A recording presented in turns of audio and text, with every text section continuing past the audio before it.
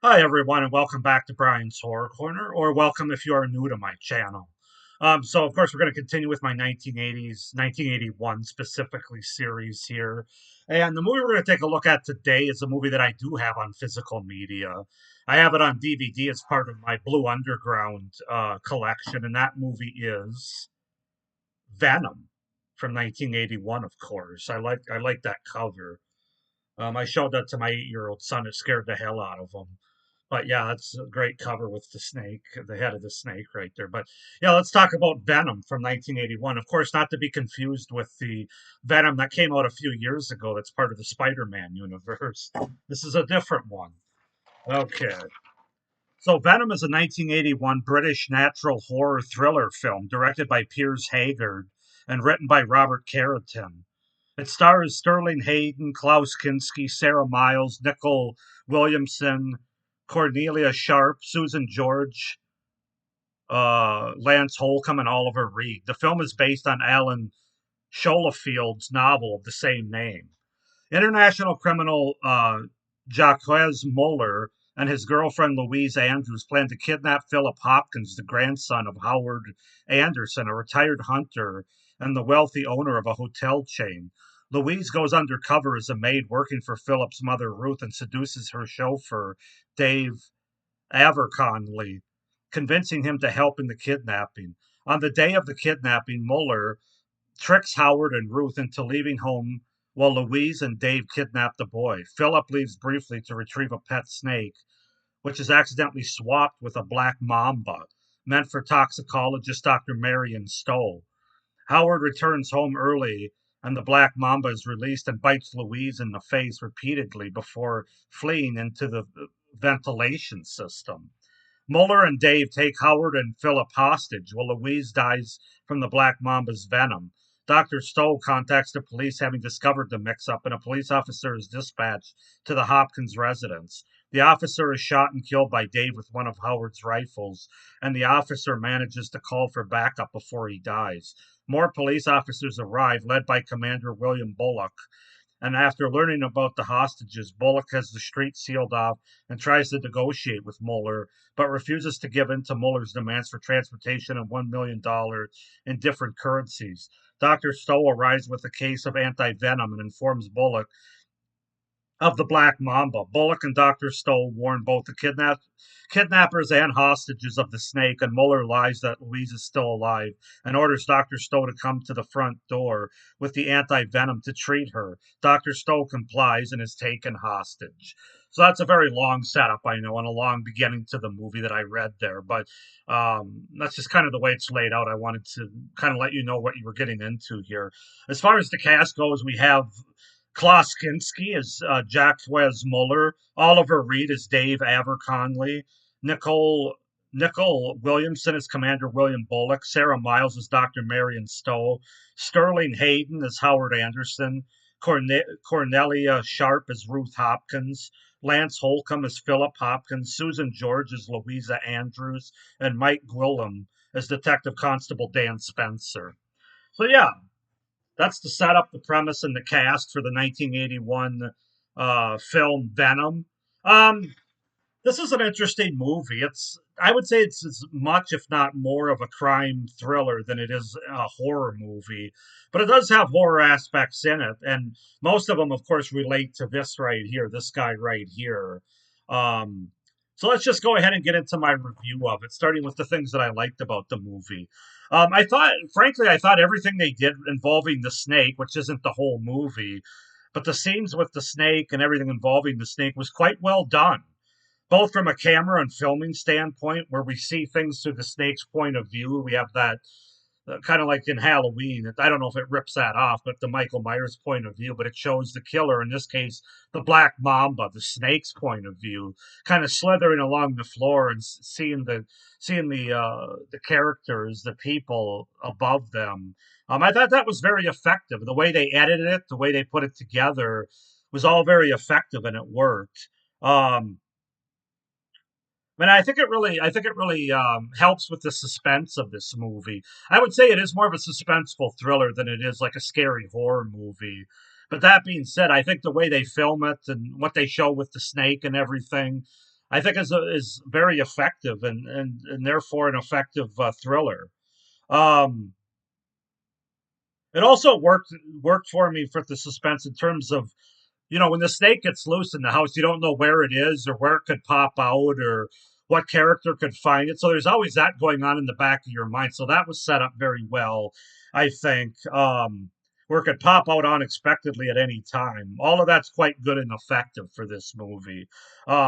You got to talk about the acting, of course, in this movie. You have two huge screen presence actors with Klaus Kinski and Oliver Reed, kind of the two main leads, if you will. They have such a strong screen presence.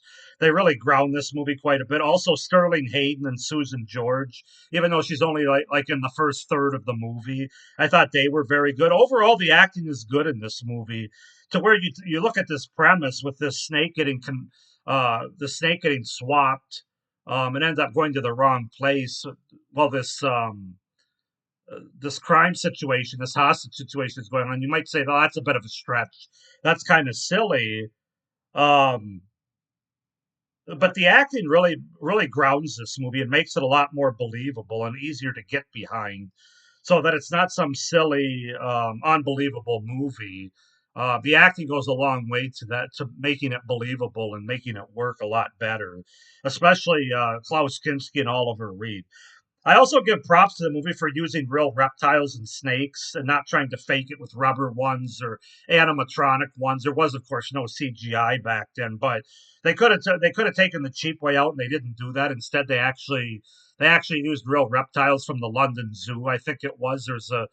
They have a thing at the end of the movie that like a thank you to the London overseer of these reptiles. So that was really cool, and I think that's another thing that really grounds the movie and makes it more suspenseful, makes it more believable, and easier to get behind as well. So, props to the movie makers for that. Um, I enjoyed and was most creeped out by one particular scene towards the end of the movie with the snake and Oliver Reed's character down in the basement. If you know, you know. But basically, Oliver Reed has been shot and his character's been shot, and he's trying to struggle to get upstairs, and the snake's approaching him, and the snake slithers up his pant leg, all the way up his leg. That was a very effective scene, and that was the scene that probably made me cringe the most, where this black mamba slithers up his pant leg. Very effective though for this movie. And I thought that was the creepiest, most cringe scene of the entire movie. And then finally, I enjoyed the end of the movie, the final climax with the main criminal, which is Klaus Kinski as Jacques Muller, and the snake that attacks him. All the while, the cops that are targeting both of them, that whole scene, that like 2 or 3 minute scene, was very effective, and the fact that the other characters that are being held hostage see the snake approaching and they don't say anything. So it's kind of like, I don't want to say the snake is a hero, but he kind of takes out. Well, no, I guess the cops end up taking out the two villains in this movie. The crime thriller villain and the horror villain, if you will, the creature feature villain. But I just thought that whole sequence was interesting at the end, where the hostages see the snake approaching, they let it go, it attacks Klaus Kinski's character. They're rustling around, and I have to give Klaus Kinski a lot of credit here because I'm sure they didn't actually throw the snake around and stuff. I'm sure that wasn't allowed, but he sells it so well with the snake attacking them, and then they kind of get flung out into this outside, oh, what do you call it, like deck, this outside deck where the cops can see him and everything. And then of course the cops shoot Klaus Kinski, and they also shoot the head off the snake. It's just a really effective and a great way to end this movie, frankly. Good payoff there, so I did enjoy that as well. So yeah, those are my pros for Venom from 1981. As far as cons go, this is definitely, this is more of a warning, I guess. Not that there's anything wrong with it, but it's definitely more of a, if not more, as much of a crime thriller as a full blown horror movie. The horror movie aspects have to do with the Black Mamba, of course, but the A story, if you will, is this crime thriller that we've kind of seen before, where you've got these criminals that capture a young boy of a wealthy family or a well-to-do family for money and stuff like that. So that's kind of a bit played out in terms of that. But obviously, what makes this movie unique is throwing the Black Mamba into the mix as well here. That we haven't seen before. But that being said, it can take a bit to get into the movie. The first act is a bit of a slow burn where you have that, like I said, the typical hostage situation and the cops trying to figure out how to get to him. We've seen that a million times before, so just kind of know that going in. Um, a couple other like nitpicky cons. There really isn't a lot wrong with this movie, frankly. I thought the young boy, and he doesn't have a whole lot to do, but I wasn't really buying what he was selling. And I think there's probably a reason that he was more of just like I hate to say it, but almost like a prop on set. Like he was what they kidnap and trying to get their hostage negotiation with, along with his grandpa, who's played excellently by Sterling Hayden, by the way. Um, where was I going with this? Oh, but I didn't really buy the boy. I didn't think his acting was that great. Again, he didn't have a lot to say or a lot to do, but I just wasn't really blown away by him as a child actor. And then I thought the movie could have been shortened up maybe just a little bit in the beginning by maybe like 5 minutes or so. It's a 93-minute movie, so I'm not going to complain too much. It's not over 100 minutes or anything. But this could have been an 87, 88-minute movie, and it might have been a bit more effective if they cut a little bit of the fat off the beginning, the first act of the movie. But those are nitpicky cons. I mean, it shouldn't be as good as it is, but this is one of those movies that it is because it's so well done. It's well made, well directed, great acting. And then like I said, the fact that they used the real snake, real reptiles in this movie really makes it work. So I was kind of going back and forth on how to rate this one. I'm going to give it a 7.5 out of 10, and I'm only doing that because this is a horror movie channel, and I feel like this is more of a thriller, but I still want to give the movie its due. I could easily give it an 8 out of 10, but I'm going to give it a 7.5 out of 10. Maybe it'll go up on a rewatch, but I enjoyed Venom from 1981. I'm glad to have it in my Blu-ray or my Blue Underground collection, I should say, here on DVD. So 7.5 out of 10 for Venom from 1981. Go ahead and comment down below if you guys have seen this movie, what you think of it. Do you like it more or less? Why not?